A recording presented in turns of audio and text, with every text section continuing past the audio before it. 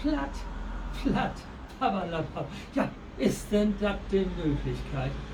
Im Januar sind wir hier auf dem Balkon und kann das erste Mal Kaffee trinken. Das hat das, glaube ich, noch nicht gegeben. Nee. Februar, ja, das kennt ihr. Ja, das ist ja zu schön. Und das ist so schön gemütlich. Ich sag ja, ich trinke jetzt mal einen Schluck. Und schön, das Bodenkaffee. Jo, was wäre denn in Düsseldorf los? So, Südgüstern hat für die neue Waschmaschine Siemens im Sonne eingebaut. Und nun wascht sie auch all. Jo, die erste Wäsche ist gleich fertig. Jo, und dann wären wir noch wir wären in Ohnsorgstade und das wäre auch bannischön willkommen. Ja, war ein schönes Stück und ganz und gar Plattdeutsch, das würdest du dir mal vorstellen. Nichts Hochdeutsches irgendwie. Und das war hochaktuell und es war richtig gut.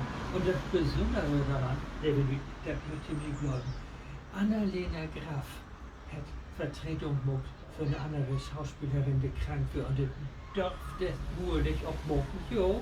Und der hat das gut gemacht, der ist mit dem Textbuch teilweise rumlaufen und hat ablesen und teilweise konnte das auf dem Kopf, das wäre wunderbar, wenn sie das konnte. Und auch die anderen Kollegen, die waren richtig gut. Schönes Stück. Ja, und oben davor wird wie im Kino Negentein, 100 Sögentein. Ja, benötigt. Was will ich sagen, das wäre traurig und berührend und ja, wie Menschen, wie lehrt nicht der Tau und die Politiker schon gar nicht. Das geht immer nur um hier, nicht um Geld verdienen, ja.